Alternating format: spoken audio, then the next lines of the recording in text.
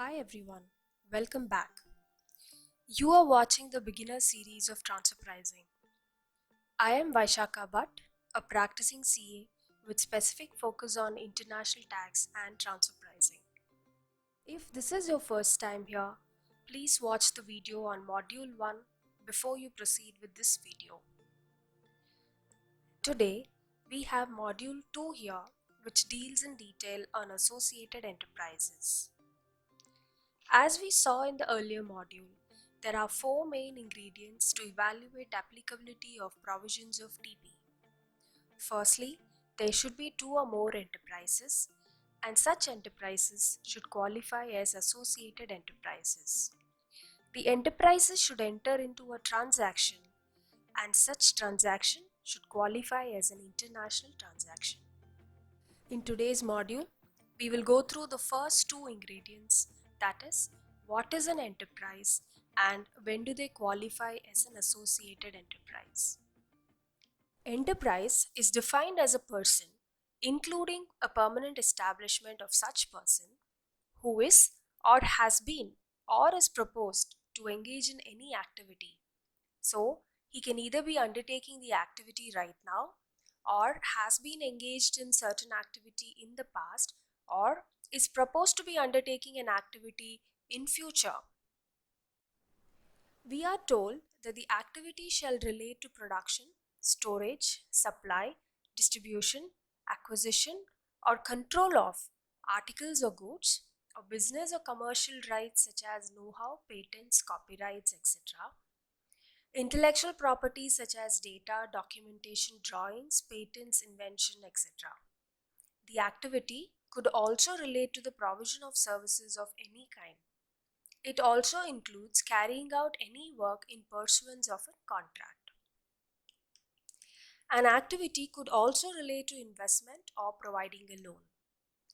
Lastly, we are told that it shall be included whether such activity or business is carried on directly or through one or more of its units or divisions or subsidiary, or whether such units or divisions of subsidiary is located at the same place where the enterprise is located or at a different place or places.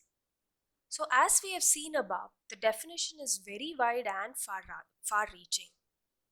It provides an inclusive definition to include any person and includes a permanent establishment. It seeks to cover all kinds of activities such as supply, distribution, services, investment, or any work carried out pursuant to a contract.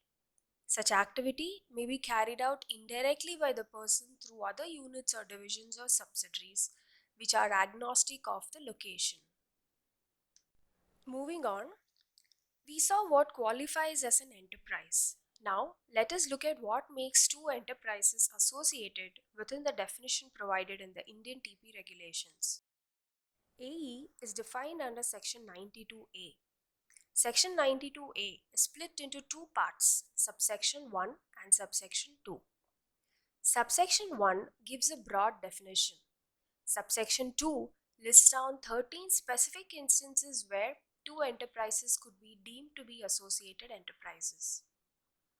This slide depicts the coverage under subsection 1. It is further split between two parts and we will call it 1A and 1B. The picture here on the left describes the conditions in part 1A and the picture on the right describes the condition under the second part, that is 1B. Now coming to the first part, the definition says that two enterprises could be considered as associated enterprise if one enterprise has direct or indirect participation through one or more of its subsidiaries in the management, control, or capital of the other enterprise. So here we have three enterprises in the picture. A has participation in B, whether in management, control, or capital, and B has participation in C. So A and B become AEs because there is a direct participation. B and C also become AEs due to their direct participation. But as per the section, A and C also become AEs due to indirect participation.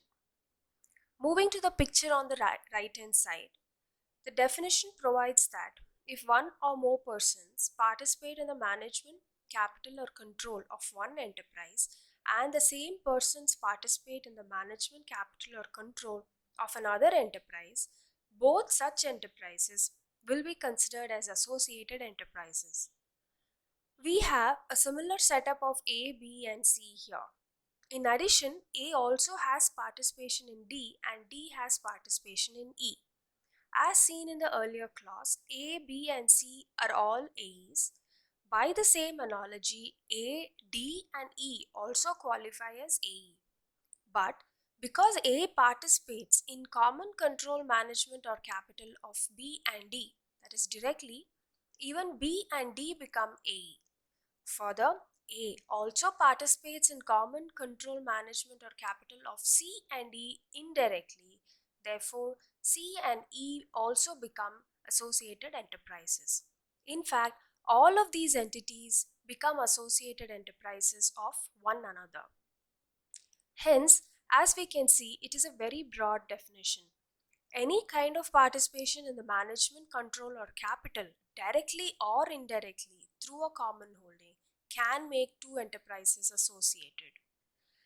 Let us then move on to the second part of definition, which is section 92A, subsection 2.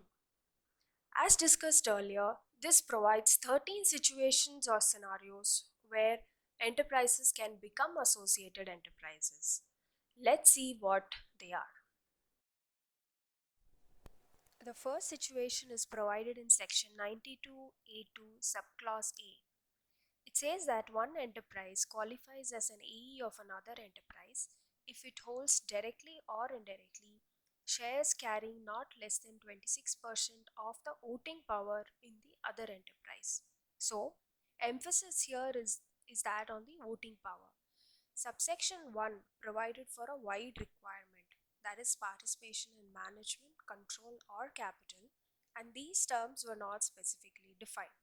Whereas under subsection 2, subclause A, the participation has to be in the nature of at least 26% of the voting power. Further, since the words direct and indirect are covered, as we saw earlier as well, the criteria should be checked for both direct and indirect participation in such voting power. Now let's look at the set of examples here. In situation 1, we are told that A holds 75% voting power in B and B holds 75% voting power in C. So, question therefore is whether A and C are associated enterprise. Since A is holding in B is more than 26%, they will become AEs. Likewise, B and C will also become AEs. But indirect holding of A in C is 75% of the 75% held by B in C. Therefore, making its voting rights equal to 56.25%. Since it is greater than 26%, we can conclude that A and C are also A's. Looking at situation 2, here we have A having 50% voting power in B and B having 50% voting power in C, thereby making A's voting power in C as 25%, that is 50% of the 50%. Since it is less than 26%, we conclude that A and C are not A's in this situation. Let's look at situation 3. We are told A holds 100% in B, therefore they qualify as A's, but B holds 20% in C, and therefore B and C do not qualify as A's. Thereby, A's participation in voting power in C is only 20%, which is less than 26%. Hence, A and C are not A's. This could also be obviously inferred as B and C themselves are not A's. Lastly, situation 4 tells us that A holds 24% in B, thereby they do not qualify as AE, and B holds 100% in C, making them A's. But that gives A only 24% participation in voting power in C, and since it is less than 26%, they do not qualify as A's. In fact, it is relevant to note here that since A and B themselves do not qualify as A's, any subsidiary of B will will automatically not be an AE for A. So let's look at the next clause, which is very similar to the first clause, but this envisages a situation where one enterprise has common holding of shares carrying not less than 26% in voting power in two sets of enterprises. So we go back to the same example which we saw under subsection 1, where A holds B, which holds C, and also A holds D, which holds E.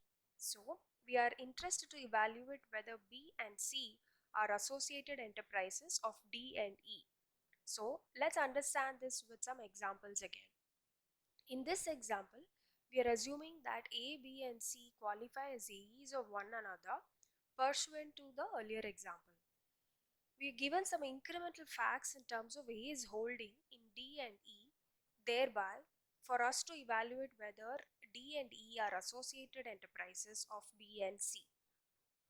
In situation 1, we are informed that A holds 75% in D and D holds 75% in E. It is important to note that E has no holding in C.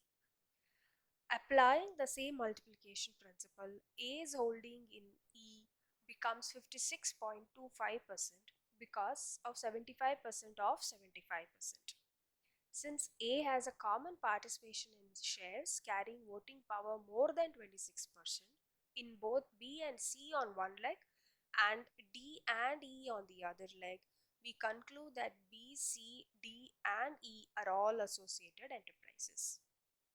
Moving on, looking at the second situation.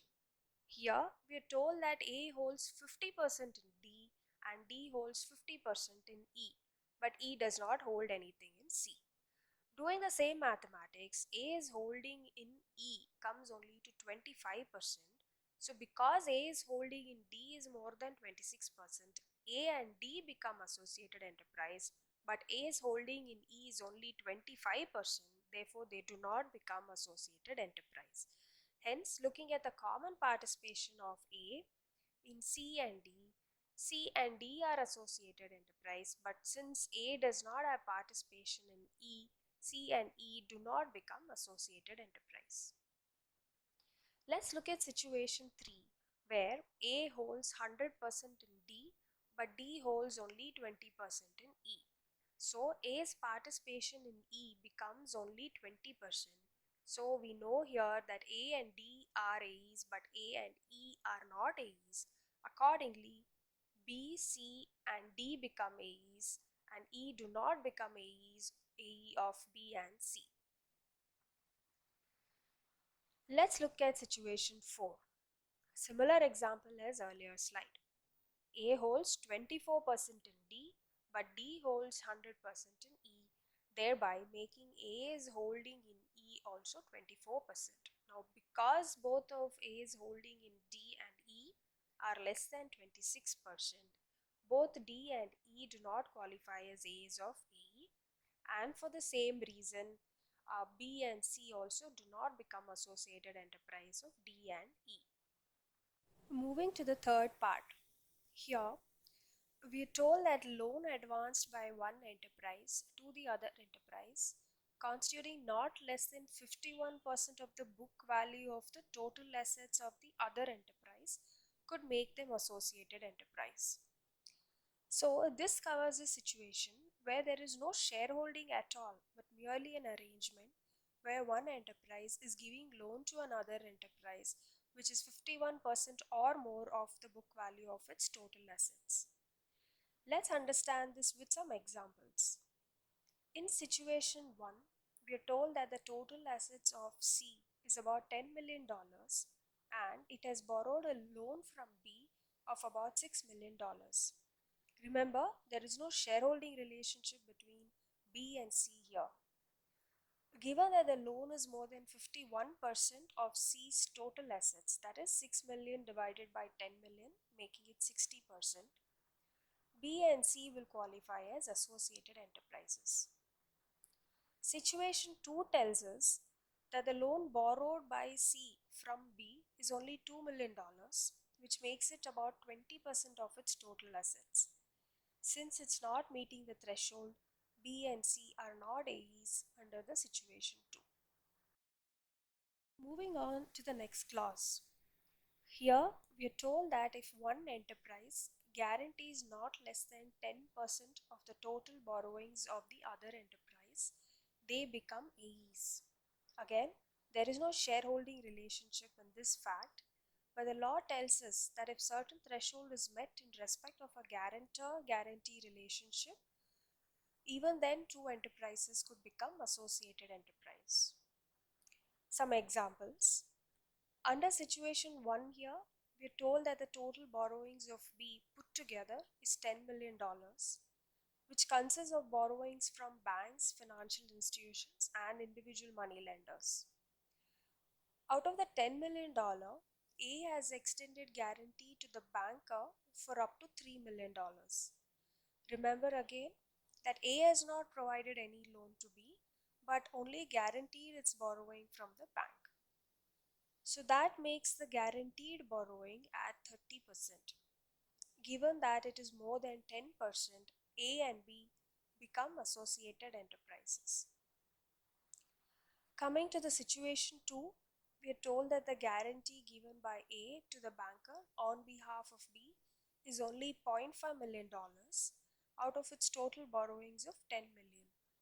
It makes it 5%, which is less than the threshold prescribed of 10%, and therefore A and B are not associated enterprises. The next two instances under subclause E and F of section 92A2 are with respect to influence an enterprise could have on the other through its board of directors. Let's see subclause E. There are two situations envisaged here. One where one enterprise appoints more than half of board of directors of the other enterprise. Two, where one enterprise appoints one or more executive member or executive director of the other enterprise. Let us understand this with an example. Under situation 1 given here, company B has totally 10 directors on its board, out of which A has appointed 6 directors. Remember again that this is a situation without any shareholding relationship. Considering that 6 represents more than half of the board, A and B become associated enterprises.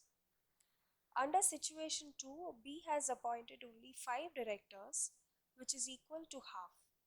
Considering that the law envisages a situation of more than half, the condition is not satisfied here, and accordingly they are not associated enterprises. It is important to note here that A should have actually appointed the directors. A mere right to appoint which has not yet been exercised shall not be sufficient to meet the test. In both the situations above, if A has appointed even one director who is an executive director, then A and B become associated enterprises. Moving on, this is on subclause F. The threshold conditions are similar. Here the test is applied to check whether enterprises are influenced or controlled through the board of directors or executive director appointment by the common person or persons. Let's understand this again with an example. Under situation 1, there are 10 directors in the board of B company and 6 directors in the board of C company. A has appointed 6 directors in B and 4 directors in C. Considering that A has appointed more than half of the directors in both B and C, as per the earlier clause, A is considered AE of B as well as C. Further, pursuant to this clause, B and C themselves also qualify as AEs. Under situation 2, A appoints 5 directors in B and 4 directors in C.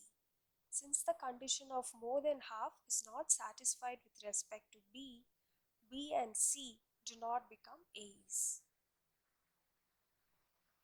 So far, we saw very prescriptive and quantitative conditions. The subclass G provides for one of the qualitative or subjective test. Subclass G envisages a situation involving control or influence through licensing of intellectual property.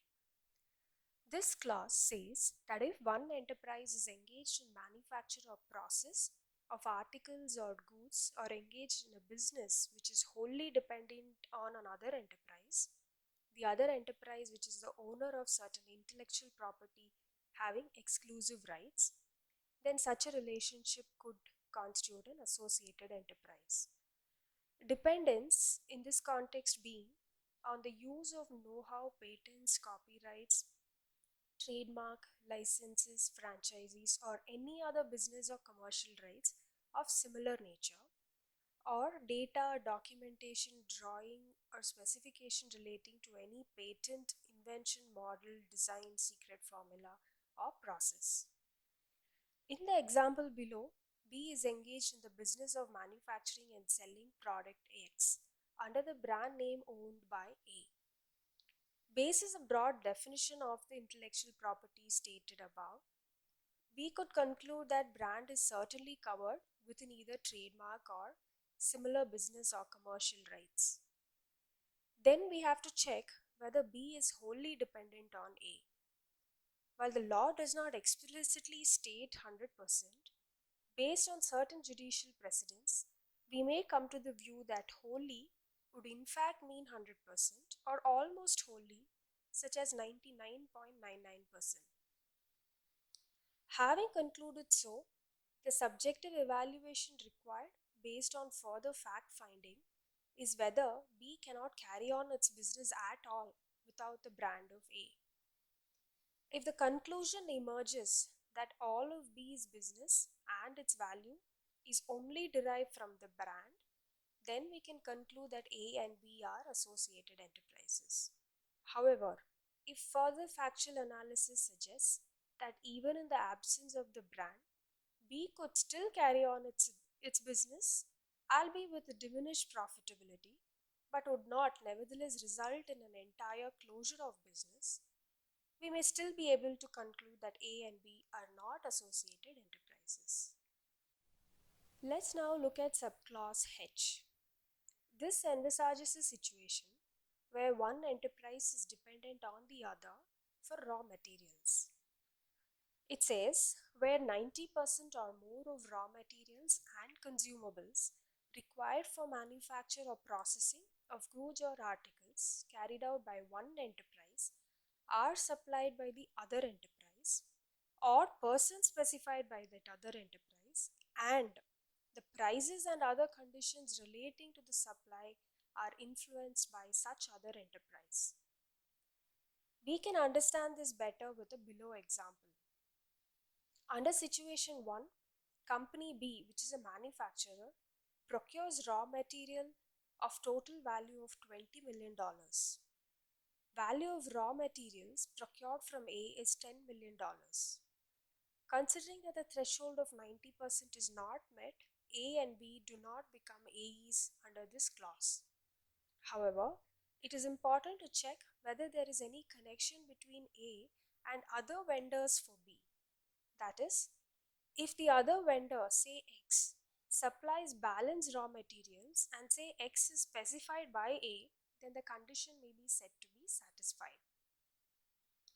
Under situation 2, value of raw materials procured from A is $19 million. Since the threshold of 90% is met, one can conclude that the test is satisfied and accordingly A and B are AEs. However, it is important to test for the subjective condition of whether the price and other conditions of the supply are also influenced by A.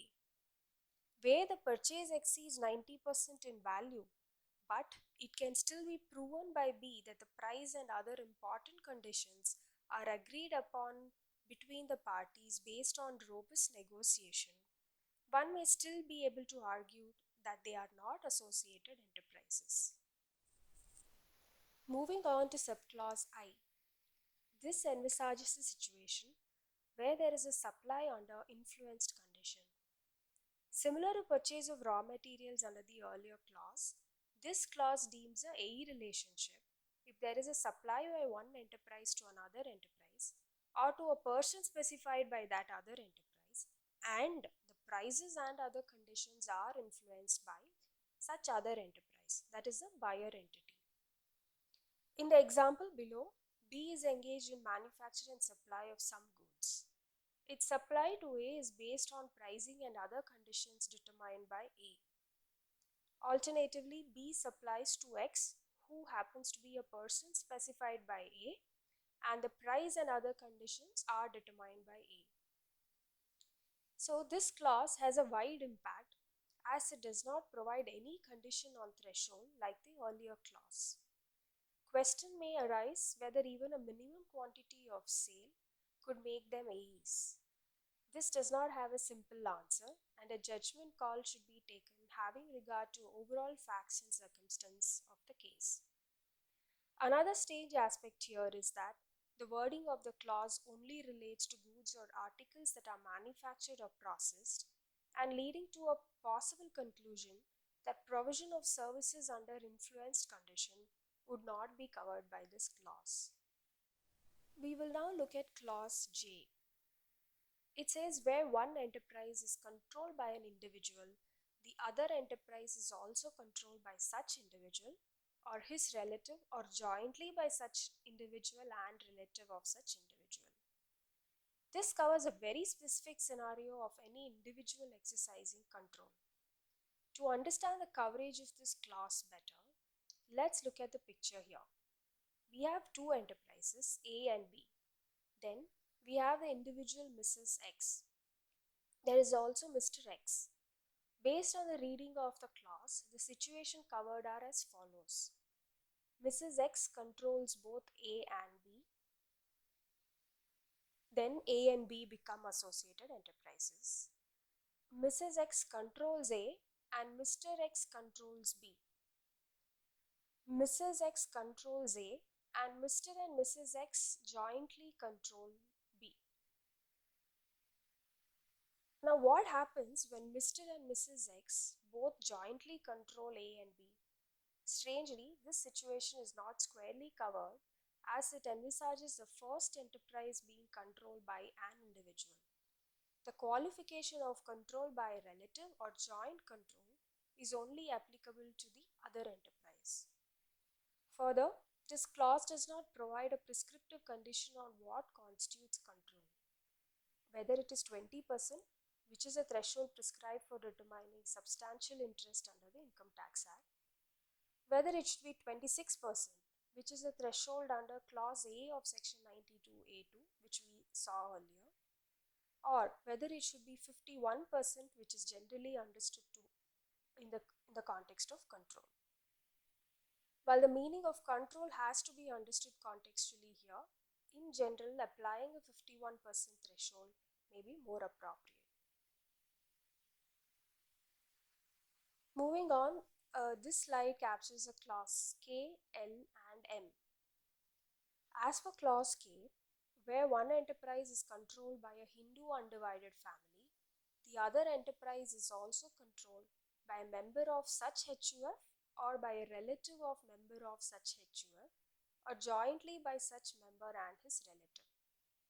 The requirements here are similar to the earlier clause that involved control by individual.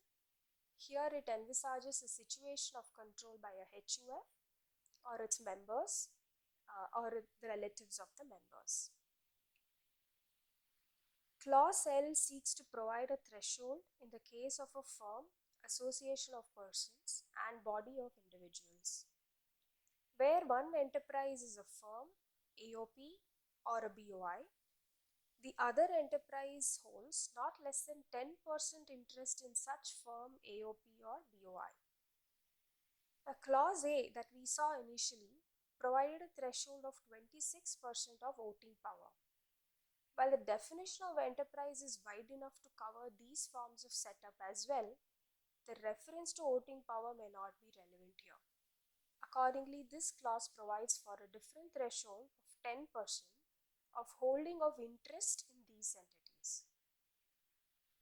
Lastly, clause M is a residual clause which says that where there exists between two enterprises any relationship of mutual interest as may be prescribed. This clause provides the tax administration powers to prescribe or cover further instances or situations to deem two enterprises as associated enterprises. It is, however, relevant to note that there has been no such notification till date. Just to give a quick recap, Section 92A has two parts, subsection 1 and subsection 2. Subsection 1 has a wide definition that covers direct or indirect, including common participation in management, control, or capital. Subsection 2 lists down 13 specific instances where two enterprises shall be deemed to be associated enterprises for the purpose of India TP regulations. The scenario broadly covers participation through financial holding, that is, shares, interest, loan, guarantee. Participation in management through board of directors or appointment of executive directors. Participation in transactional activities such as intellectual property, raw materials, and supply under influence conditions. And lastly, participation through general control relevant to an individual or HUF. So this concludes the discussion on associated enterprises. In the next module, we shall look at the ingredients 3 and 4, that is, what is a transaction and when does it qualify as an international transaction. Thank you so much for watching. See you in the next module.